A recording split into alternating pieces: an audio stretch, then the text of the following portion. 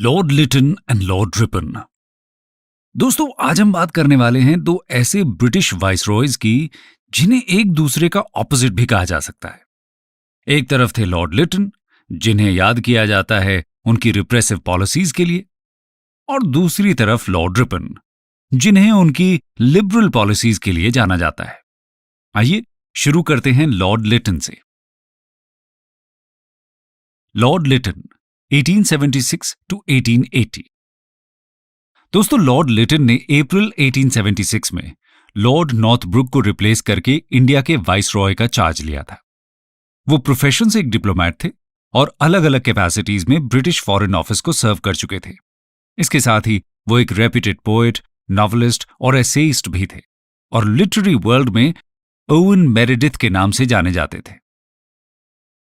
1876 से पहले तक उन्हें एडमिनिस्ट्रेशन का कोई एक्सपीरियंस नहीं था और ना ही वो इंडियन अफेयर्स के जानकार थे। तो इंडिया का वाइसरॉय बनने के बाद उन्होंने क्या क्या काम किए, आइए जानते हैं। Lytton's tenure as viceroy of India. सबसे पहले जानते हैं 1876-78 के फैमिन में लॉर्ड लिटन के रोल को। The famine of 1876-78। दोस्तों, 1876 से 78 के बीच इंडिया को एक सिवियर फैमिन का सामना करना पड़ता है। इसका सबसे ज्यादा असर दिखता है मद्रास, बॉम्बे, मैसूर, हैदराबाद और सेंट्रल इंडिया और पंजाब के कुछ पार्ट्स में। एक एस्टिमेट के अनुसार इस फैमिन से एक साल के ही अंदर करीब 5 मिलियन लोगों की मृत्यु हो गई थी। 1878 में लॉर्ड लिटन रिचर्ड स्ट्रैची की प्रेसिडेंटशिप में एक फैमिन कमीशन अपॉइंट करते हैं। कमीशन फैमिन रिलीफ के लिए अपनी रिकमेंडेशन देती है, जैसे कि सभी प्रोविंसेस में एक फैमिन फंड बनाया जाए। इसके साथ ही इरिगेशन वर्क्स और रेलवेज का डेवलपमेंट भी किया जाए। लेकिन इसके बाद भी लिटन के द्वारा कोई फैमिन पॉलिसी नहीं बनाई जाती। साथ ही फैमिन से प्रभावित हुए किसानों को भी कोई कॉम्पेंसेशन नहीं मिलता। नेक्स्ट बात करते हैं रॉयल टाइटल्स एक्ट 1876 की और 1877 के दिल्ली दरबार की। The royal titles act 1876 and Delhi दरबार ऑफ 1877। ब्रिटिश पार्लियामेंट 1876 में रॉयल टाइटल्स एक्ट पास करती है, जिसके अनुसार इंग्लैंड की क्वीन विक्टोरिया को इंडिया की एम्प्रेस होने का टाइटल मिलता है। इसे कैसर हिंद भी कहा जाता था। लॉर्ड लिटन इंडिया में इसे सेलिब्रेट करने के लिए 1877 में दिल्ली दरबार ऑर्गेनाइज करते हैं, जिसमें फॉर्मली क्वीन विक्टोरिया को इंडिया की रानी अनाउंस किया जाता है। ध्यान देने वाली बात यह है कि यह दरबार तब ऑर्गेनाइज किया जा रहा था जब इंडिया में फैमिन के कारण लोग भूखे मर रहे थे, और ऐसे समय में लोगों की हेल्प करने की जगह लिटन दरबार में लाखों खर्च कर देते हैं। इससे पता चलता है कि लिटन के मन में इंडिया के लोगों के लिए किसी भी तरह की कोई सिंपैथी नहीं थी। उनके इस एक्ट से लोगों में ब्रिटिश रूल के अगेंस्ट डिस्कंटेंट बढ़ने लगता है और नेशनलिस्ट फीलिंग्स और भी प्रखर होती हैं। अब बात करते हैं वर्नैक्युलर प्रेस एक्ट की। द वर्नैक्युलर प्रेस एक्ट, मार्च 1878। दोस्तों, लॉर्ड लिटन की इस तरह की अनपॉपुलर पॉलिसीज को वर्नैक्युलर प्रेस यानी कि इंडियन लैंग्वेज में छपने वाले न्यूज़पेपर और जर्नल्स ओपनली क्रिटिसाइज करने लगते हैं। वर्नैक्युलर प्रेस हाईलाइट करती है कि कैसे फैमिन से बुरी तरह अफेक्टेड लोग गवर्नमेंट से कोई हेल्प न मिलने की वजह से रॉबरी करने के लिए मजबूर हो गए हैं। कह सकते हैं कि वर्नैक्युलर प्रेस ब्रिटिश रूल की क्रूअल पिक्चर सबके सामने लाने का काम कर रही थी। इस तरह के भड़काने वाले आर्टिकल्स की तेजी से होती ग्रोथ लॉर्ड लिटन को परेशान करती है और वो रिप्रेसिव पॉलिसी फॉलो करने का डिसीजन लेते हैं। मार्च 1878 में वर्नैक्युलर प्रेस एक्ट पास कर देते हैं, जिसका एम वर्नैक्युलर प्रेस में होने वाले गवर्नमेंट के क्रिटिसिज्म को रोकना था। एक्ट के अनुसार वर्नैक्युलर न्यूज़पेपर्स के पब्लिशर्स को मैजिस्ट्रेट के साथ बॉन्ड साइन करना था कि वो ऐसा कोई भी आर्टिकल पब्लिश नहीं करेंगे जिससे लोगों के अंदर ब्रिटिश गवर्नमेंट के अगेंस्ट डिसअफेक्शन पैदा हो, और अगर वो इसको वायलेट करते हैं तो उनके प्रिंटिंग इक्विपमेंट को सीज भी किया जा सकता है। मैजिस्ट्रेट के एक्शन के अगेंस्ट कोर्ट में कोई अपील भी नहीं की जा सकती थी। इस एक्ट के थ्रू लॉर्ड लिटन ने फ्रीडम ऑफ स्पीच के राइट को छीन लिया था, और सबसे बड़ी बात थी कि यह सिर्फ वर्नैक्युलर प्रेस के लिए ही था। एक तरह से डिसलॉयल नेटिव प्रेस और लॉयल एंग्लो इंडियन प्रेस के बीच भेदभाव का प्रतीक था। इस तरह के डिस्क्रिमिनेशन से लोगों को समझ आने लग गया कि ब्रिटिशर्स की theory of white man's burden बस एक दिखावा है।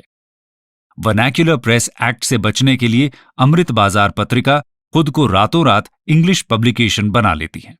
इस एक्ट से वर्नैक्युलर प्रेस को तो कंट्रोल कर लिया गया, लेकिन गवर्नमेंट के अगेंस्ट जो डिस्कंटेंट था वो कम नहीं हुआ था, बस उसको ओपनली एक्सप्रेस नहीं किया जा रहा था। इससे डिस्कंटेंट अंदर ही अंदर और ज्यादा बढ़ता है। अब बात करते हैं लिटन के एडमिनिस्ट्रेशन के एक और रिप्रेसिव मेजर की, जो था 1878 का arms act, the arms act 1878। इस एक्ट ने बिना लाइसेंस के हथियार रखने या खरीदने बेचने को क्रिमिनल ऑफेंस डिक्लेयर कर दिया। लेकिन एक्ट का वर्स्ट फीचर था इसमें शामिल रेशियल डिस्क्रिमिनेशन, क्योंकि यूरोपियंस और एंग्लो इंडियंस पर यह एक्ट लागू नहीं होता था। मतलब सिर्फ इंडियंस के हथियार रखने से ही परेशानी थी। दोस्तों, रेशियल डिस्क्रिमिनेशन की बात करें तो ये ब्रिटिशर्स की सभी पॉलिसीज में दिखता है, और इसका सबसे बड़ा एग्जाम्पल था सिविल सर्विसेज में इंडियंस की अपॉइंटमेंट का इश्यू। आइए देखते हैं कैसे। The statutory civil service.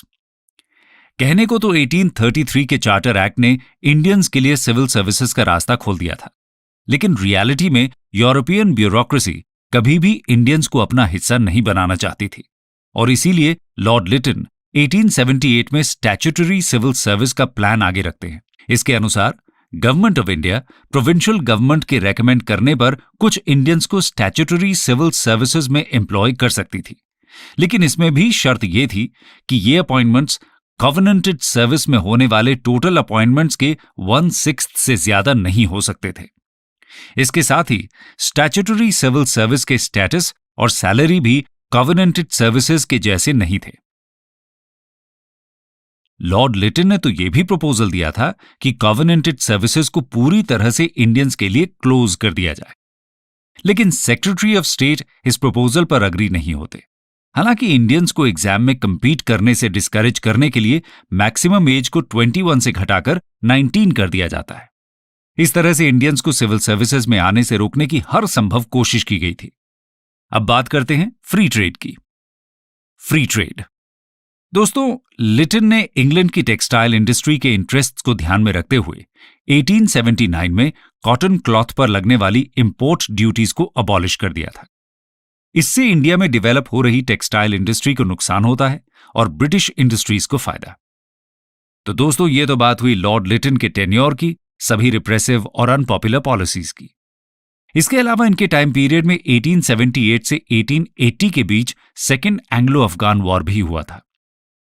यह वॉर लिटन के प्रोवोक करने पर ही हुआ था और एंड में एक फेलियर साबित हुई।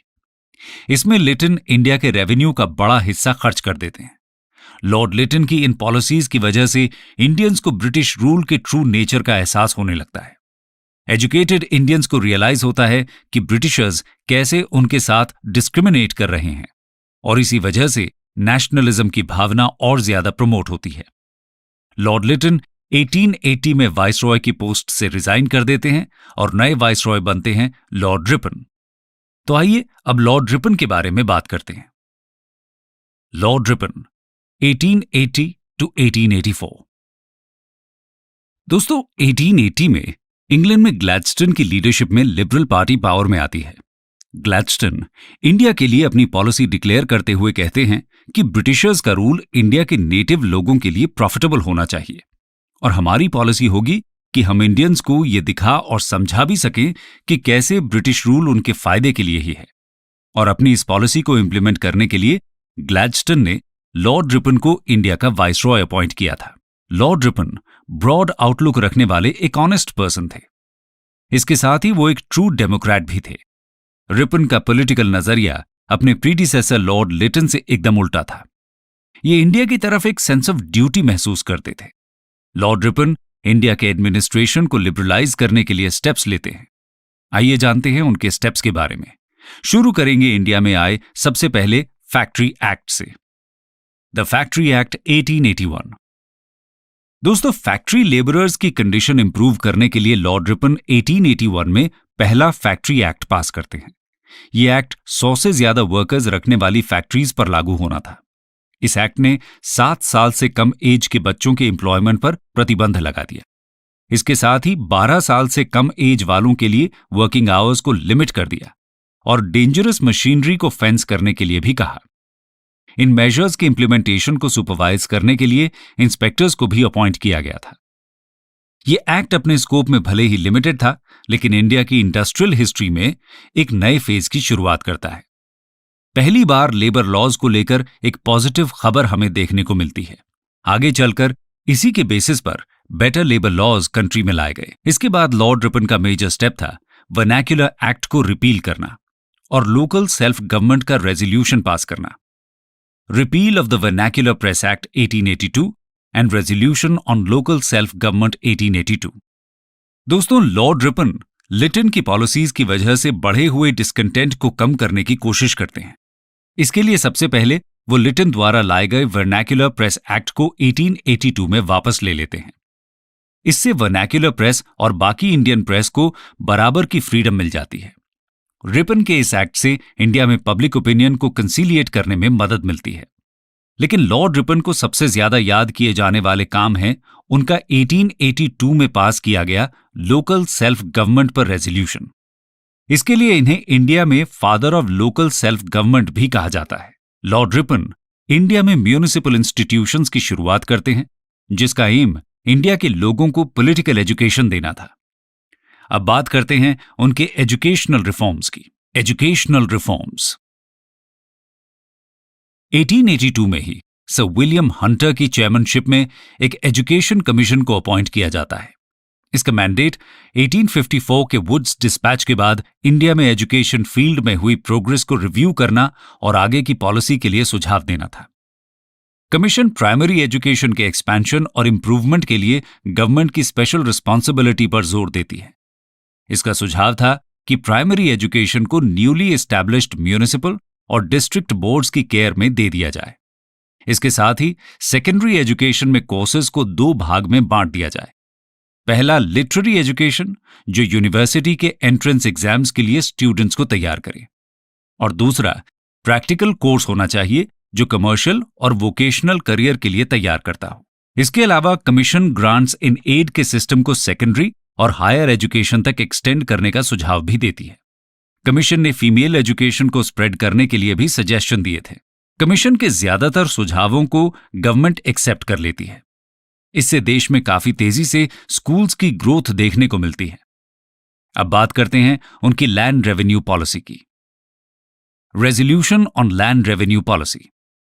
दोस्तों, लॉर्ड रिपन ने वाइसरॉय रहते हुए लैंड रेवेन्यू पॉलिसी में भी कुछ चेंजेस इंट्रोड्यूस करने की कोशिश की थी।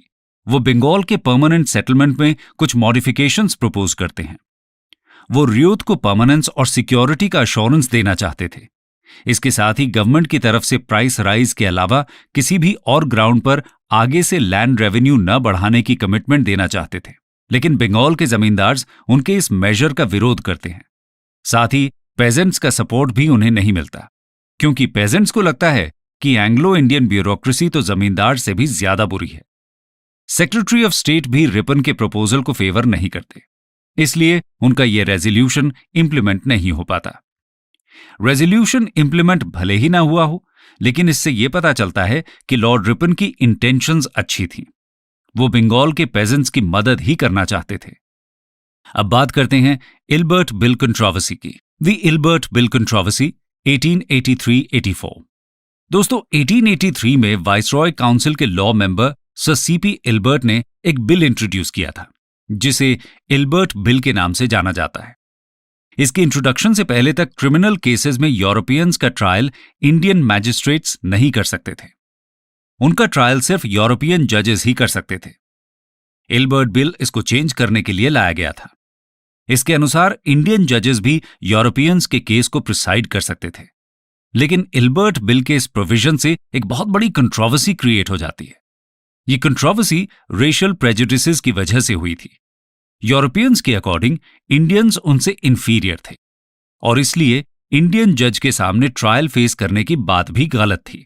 इस बिल के अगेंस्ट कैलकाटा में रहने वाली यूरोपियन बिजनेस कम्युनिटी प्रोटेस्ट करना शुरू कर देती है।